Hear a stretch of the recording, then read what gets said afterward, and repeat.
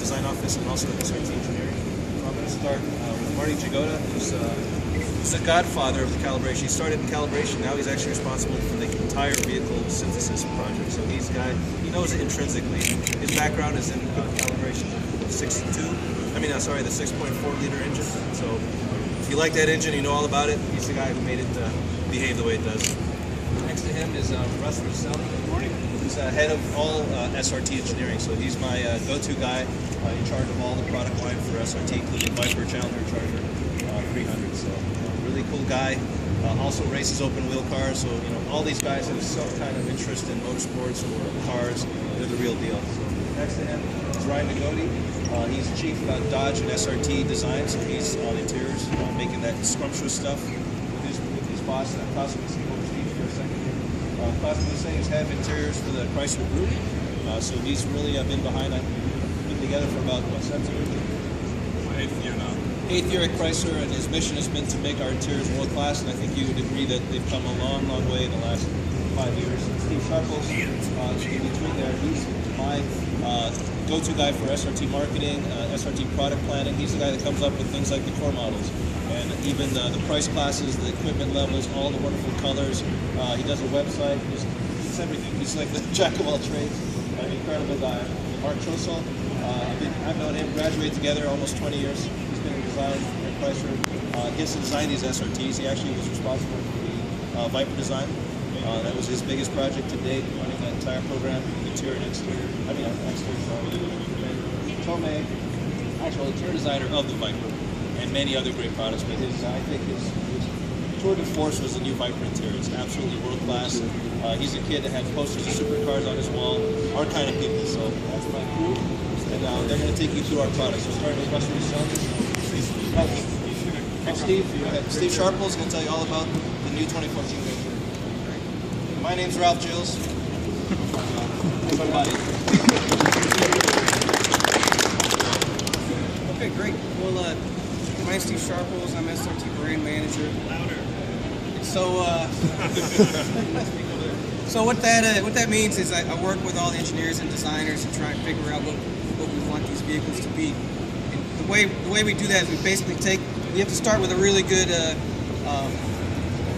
donor car, we call it, like the Grand Cherokee, and then add our recipe to it. So our recipe is 5 key things, and it's been that way ever since we started 11 years ago, as specifically as SRT. And those 5 things are the exterior, everything's functional on the exterior. The interior, it's race inspired, high performance. We'll talk about that in a little bit.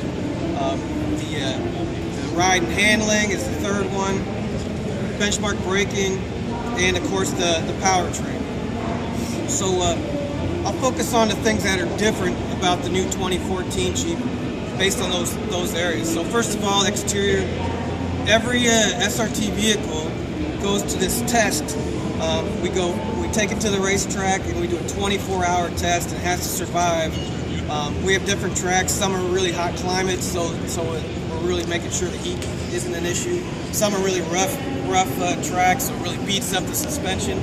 But every SRT has to do that. So that kind of shapes some aspects of the car. So overheating. You can't be overheating when you're in a race-like condition, even with the Grand Cherokee. So that adds different vents to allow the air to flow through the radiator to keep things cool. That really dictates how much openings you have in the fascia and really move that air. And so, being SRT, we're able to not worry about approach angles and things like that, like the other Jeeps have to. So that's where we're able to bring the fascia down lower. So the front fascia, the grille, the headlamps, that's all very new for 2014. And the SRT, the headlamp and the tail lamp are blacked out, so that's a nice differentiator versus the other Jeeps as well.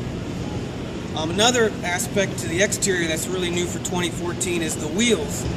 And the wheel in the 2013, we called that the spider monkey wheel.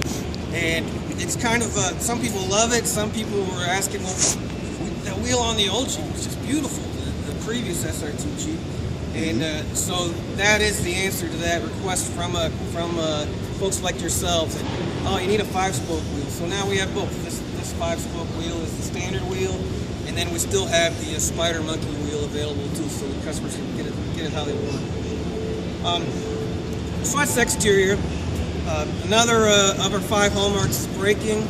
So we're still with the 6-pot Brembo brakes for 2014, and those things are just amazing. With these tires, these Pirelli tires, you're able to stop this beast in 116 feet from 60 miles per hour. So that's just world class.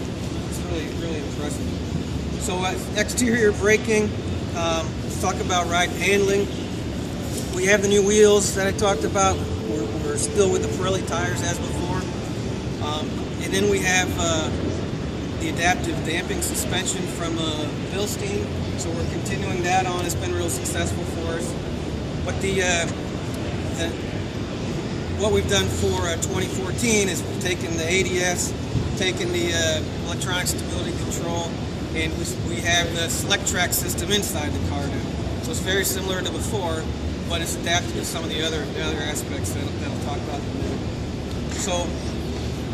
So that's the exterior, brakes, the suspension. Then the fourth area let's talk about is interior. And so that's a big step for us for 2014. When we launched this vehicle a couple of years back, the feedback was great, but the only 2 areas that we heard feedback from customers that needed to be fixed was the transmission, which I'll get into in a minute, and the radio system. So that's a big step up for us. So we've adapted the Uconnect access system that launched with the Ram and is also on the Viper. And so it takes the system that's on the L cars and it just takes it to the next level. So you can do streaming through Pandora and things like that, but you also have all the SRT performance pages are all integrated. The screen in the center of the cluster as well is upgraded for 2014. So we have a story. It'll read text to you. So when we were testing the Viper with this system, we were doing top speed testing, and the track was so big that the radios couldn't reach all the way across the track, so we just used cell phones through the Uconnect system. So the Uconnect system has been proven at 203 miles per hour. So. And it'll read a text. He got a text when he was testing. He was slowing down, and the text was one of the interns wanted to take home a Grand Cherokee for the weekend, one of the SRTs, and he got a text that said, it read to him, hey, can I take the Grand Cherokee for the weekend? And that was at 186 miles per hour, something like that, so it works pretty good. So the last big feature that I want to talk about is in the category of powertrain, and that's the 8-speed trans. And it's it's just perfect for this vehicle. It just takes it to the next level. Rev matching when you're shifting. It makes the vehicle running a little bit different RPM range, so it even makes it sound better. It sounds more like an SRT should sound. So it's just spectacular. And of course, there's a launch button too. So you can see that. So that's the highlights for the cheap. I don't know. Time for questions? Yeah, a couple questions. Anybody have questions about the transmission, the community source wheel, the new interior, sepia interior? Yeah, this is the black. We also will have this sepia brown interior. It's all wrapped in Laguna leather. It's just really nice leather. We first did it on Viper, and now we're doing it on all 3 of the other vehicles as well. Special colors. Yeah, it's a sepia brown color. And when we first launched the Grand Cherokee, that's when the feedback was, well, we need like an all-leather one. We got a lot of customers who were saying that. So that was really the response to that. It's not a dual clutch, is it? Transmission? No, it's the regular automatic, but it's been developed so that it shifts very fast. I don't know if Marty, you guys want to talk a little bit about the transmission, like kind of what it's built from? Well, it's a ZF box. It's a torque converter transmission. It's an 8-speed. Just like it because you have much more, you have shorter spread in gears, and we can really stay on top of the torque curve, especially in this vehicle, which is a little heavier than the other vehicles. You can downshift a couple times. You have rev matching and Yep. quick response. Yeah, the paddle shifting is quite a bit quicker. It's really fun car to drive. That's cool. Yeah. That's cool. Thank you. Any other questions? The cars? Yes, yep. I think we'll go ahead and move over to the new Super Beat, and then just a few key points. Everybody. Yeah. My name is Marty Jagoda. I'm the vehicle integration engineer for Charger and 300 SRT. It's the lead development engineer for the program, so I spend a good portion of my life sitting in the driver's seat of these cars, and it's a lot of fun. What I want to do is I want to start off by talking about the Charger Super Bee, the reason the Super Bee, kind of came to be what it is, and then how it filters, that formula filters down into the Challenger and 300. So when we thought up, the Super Bee is not a new car to you guys. It's been around since 12 model year. When we thought up the idea of Super Bee, we really wanted to focus on a car that, was for the core enthusiast. It focused on the performance, the braking, all of the SRT attributes that Steve mentioned, our 5 pillars.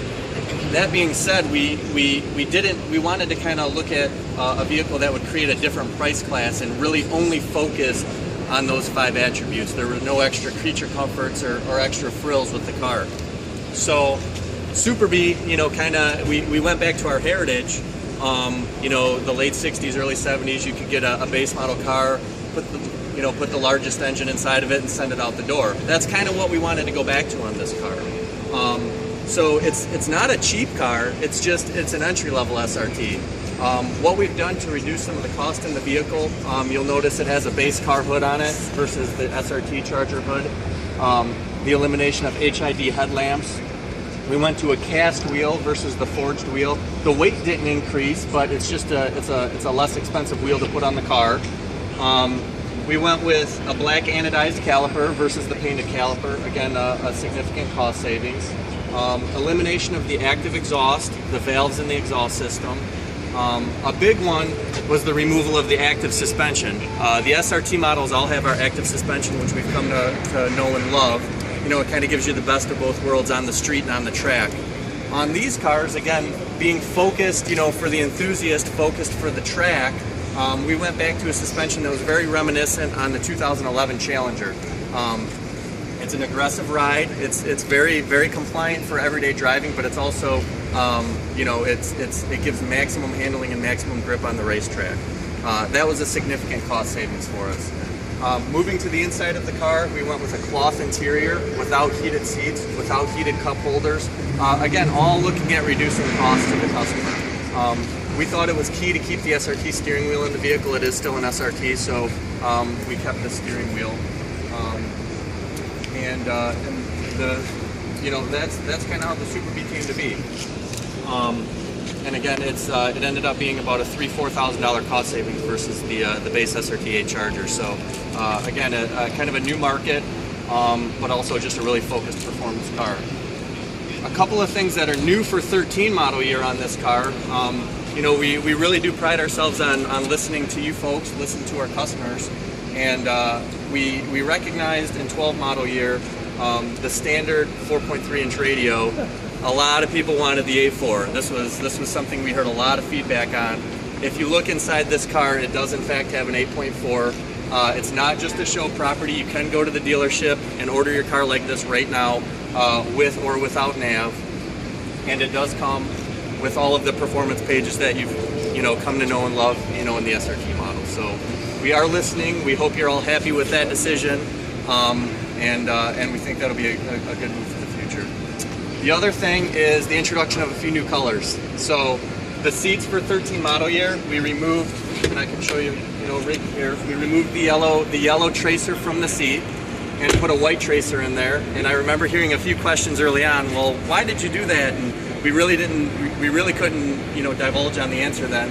This is the reason why. Colors like Tor Red, colors like Plum Crazy, and other colors that may clash a little bit with yellow. So we are introducing some new heritage colors on the Super Bee model that'll be rolling out to dealers through the rest of the year. So that's kind of really what I had to say on the Charger Super Bee. If there's any questions specific to the car, I can field them now, and then we'll move on to the Challenger. Super B questions? What's the full list of colors that we can get on Super B now? For 13 model year, available all year will be bright white and also pitch black, so the piano black color.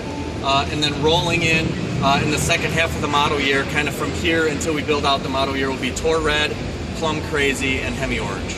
So three very heritage colors that with the black accent graphics will look really, really cool on this car. You said you removed the active exhaust. Is it just going to be a deeper tone all the time now, or is it just more of a quieter? No, the exhaust will the vehicle will have a little bit more exhaust presence everywhere in the operating range, from idle to watt. It's the same exhaust system. We've just literally removed the valve, so all of the tuning elements are still